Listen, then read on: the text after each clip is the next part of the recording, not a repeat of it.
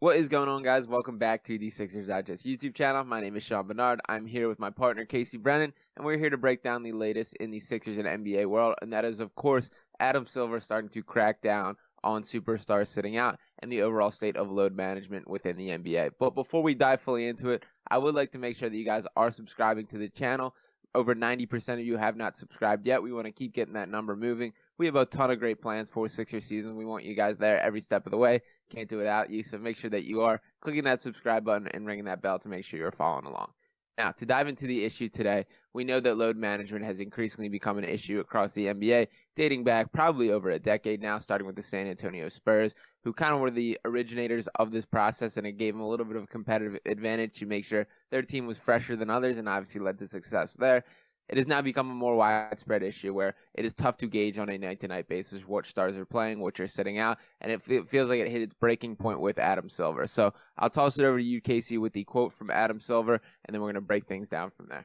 Yeah, so in a press conference, Adam Silver was asked about super teams and trade demands, and specifically names were dropped, Ben Simmons being one of them, and he said, in terms of trade demands, of course, don't like them as a league. We want players and teams to honor their contracts, and I'm watching both the situation in Portland and Philadelphia and hope they get worked out to the satisfaction of everyone before the season starts. And I'm glad things seem to settle down somewhat, at least in terms of public discourse. So what was your initial reaction to that, Sean? A couple notable points there. First off, I think it's interesting and important that he specifically called out both Portland and Philadelphia. We know the Dame Lillard and James Harden situations are pretty much which is holding NBA news hostage right now, that this has gone on the length of the summer, which is rumors and reports, and basically assuming that both these guys will end up in their desired locations of Los Angeles Clippers for James Harden and the Miami Heat for Damian Lillard, but there has been no traction in getting there. And now there's the reports, very public, of these guys wanting to go to these places while being under contract with others. It's overall just not a great view for the league. So I do think this was kind of a driving force. I also thought it was interesting that he mentioned the teams honoring their contract as well in there. From my perspective, I feel like this is pretty much solely a player issue of them having the request trade. This is not to say that teams are always 100% innocent in things, and there's definitely some immoral moves by teams when it comes to pushing guys to whether it's sit out for the sake of tanking and things like that you can lean more on. But for these trade requests and demands specifically, I do think it is a player-led issue. But I thought it was interesting of Silver trying to play a little bit of both sides there. Yeah, this is a really good point because you're right. It does usually at least fall on the player the blame for demanding a trade, considering they are the ones who are demanding the trade. So I feel like he was trying to play both sides a little bit, just to mention that, hey, at least the teams have a role in these kind of messes. As I mentioned before, I was interested that the reporter or the person who was asking the question asked, or specifically brought up the quote Ben Simmons saga. So how much of that has had an impact on even today's problems of Dame Lillard and James Harden. Just a little nod to that. And then we also got a report from Liberty Ballers kind of breaking down all of the new rules regarding trade management. So we kind of just wanted to go down the list here and see how they're going to affect the Sixers, specifically with Joel Embiid and James Harden. So we have right here. So the first one is no more than one star player can be unavailable in the same game. And this affects 15 different teams in the league. But for the Sixers, the 2 star players would of course be James Harden and Joel Embiid. So it's very straightforward, and it's the possibly biggest change. Teams will have to stagger how they rest stars to avoid this, unless all all-star players involved are unavailable to a game due to actual injury. I think it's kind of funny. It says actual injury. Yeah, and it is going to be interesting to see how the NBA keeps track of that or enforces that to make sure guys are legitimately hurt. I do think there's going to be a lot more, less subtlety to it from NBA teams, that we're not going to see the rest day clarifications on the injury report. That I think there's going to be much more, whether it be back soreness or knee soreness or ankle sprain, things like that will be directly linked. how much the NBA goes into detail and depth to make sure that is true is to be determined. I do think that is a factor that I think I could see teams trying to circumvent things and make sure that they're still getting away with this. But the effort is there, and I do think the 2 stars is notable for teams. That obviously is a bigger issue for the 15 teams that meet that qualification than others. And a ton of other awesome points on there. The number 5 thing on that list there that I think is very a big deal is the players needing to be at games and visible to fans. So we know for Joel Embiid's perspective, and the nights that he suits up, he typically either hangs out in the clubhouse and watches the game back there, or even stays home when there are the road trips. So that is something that's going to stop. And any other thoughts on some of the main points there, Casey? I just wanted to say that for that point specifically, at least we'll get some good outfits out of James Harden, some good courtside Gucci outfits. True that. But yeah, I mean, it's interesting. I don't want to get too involved with this, but when it says actual injury, it also makes me wonder, specifically regarding Ben Simmons, he said that mental health was an issue, so I don't know how that would be defined as injury, or if it even could be defined as injury, and that's a question I think I kind of want to separate it from the Ben Simmons thing, because that was a whole another story, yeah. But where does that come how is that involved? How does that come into play? But yeah, so what else do we have here? The in-season tournament and national TV, really trying to make sure that the star players are on these important games. So yeah, I was a little bit surprised with the in-season tournament, them really trying to push for that, but I guess that kind of makes sense. What are your thoughts?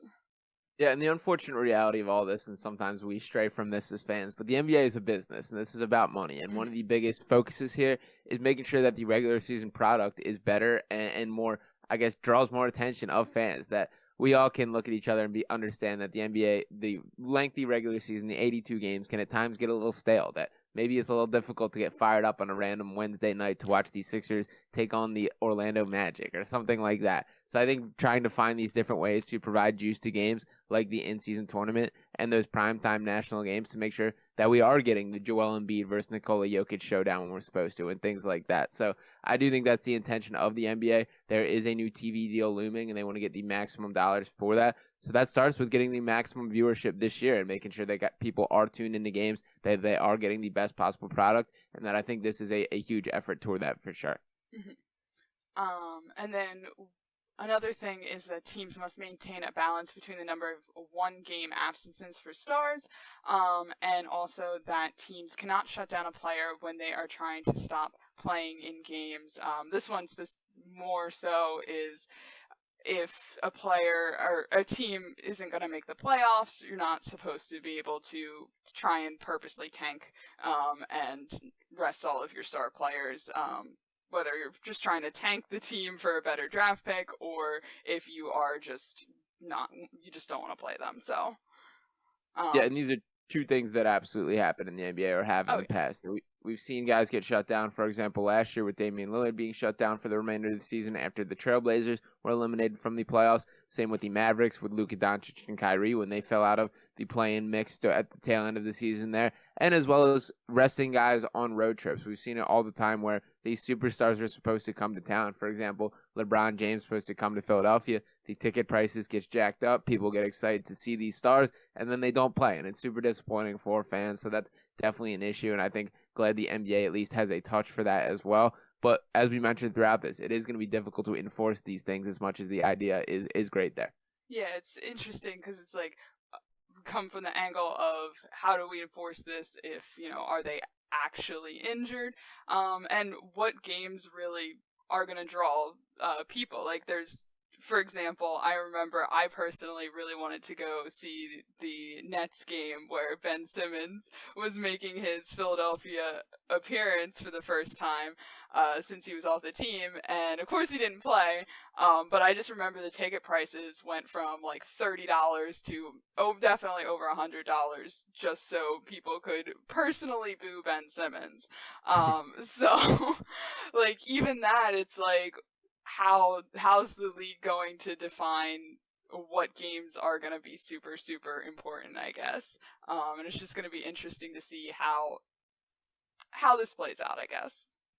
Yeah, absolutely. And the biggest thing that we're looking at here in Philadelphia is how this impacts James Harden. And that training camp is now less than a month away. That is the $1 million question of what is James Harden's idea of how training camp goes? Because we all know the situation. We know how public that he's been about his lack of desire to ever play for Daryl Morey again. And there were some pictures that surfaced of him looking a little skinnier than I think most would expect. That the fat suit has not come out yet. He still looks relatively in shape. And he's a guy that we've seen him balloon and slim down throughout his career, and it's very much correlated to how much he's locked in or does not care about the team. So, Casey, what are your thoughts on this picture here, and what do you think exactly happens with James Harden when training camp rolls around?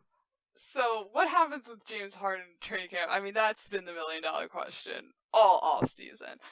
But my initial reaction to this picture was a lot of skepticism. First of all, I was like, I need the metadata on this. I want to know exactly when this picture was taken. Was this actually taken like a day before it was posted, or was this from a few months ago? Like, I don't even know. And side note, the socks, I was like, oh my gosh, is he trying to tell us he's going to the Knicks? Like, what's going on here? Like, everything with James Harden is such, like, you have to be such a sleuth with all of the media around him. But do I think that I think if he was coming at this of like, oh, I'm actually gonna play for the Sixers, he would have said something by now. I think that right now what he's doing is he's trying to, suit up and make himself look like a good trade candidate. At the end of the day, it doesn't seem like he's wavered on wanting to be traded. And I think it's kind of just as simple as that. So, what about you? And that is the best route for him at this point. That teams have to want to trade for James Harden for a deal to get done. At this point in time, the Sixers and James Harden have to be on the same team for helping to get him traded. So it doesn't do anyone any good for him to be having these headline quotes and calling out Daryl Morey in a public fashion. And we know he took the fine for that. We know that this has kind of been made clear. But the bottom line is that he still has to operate and go about his business in the way that he would otherwise, as if he was happy. And that's the only way I see a deal potentially getting done. But that is the $1 million question of what will happen when training comes around. Is there going to be a phantom hamstring injury right away? Is he going to be starting things up in practice? Who knows? And that will kind of dictate the direction of the Sixers from here. And James Harden, going to be interesting, and we have a lot still to break down. So I do appreciate all you guys tuning in for this video here on Sixers Digest from me and Casey. Once again, make sure to hit that subscribe button, ring that bell so you're not missing out on any content. We got a ton of great ideas and big plans coming up for the regular season as it gets closer. So we want you guys involved every step of the way. So make sure to drop a like on this video, drop a couple comments. Let me know what you guys think on the topic overall. We'll be back to talking with you next time here on Sixers Digest. Bye, guys.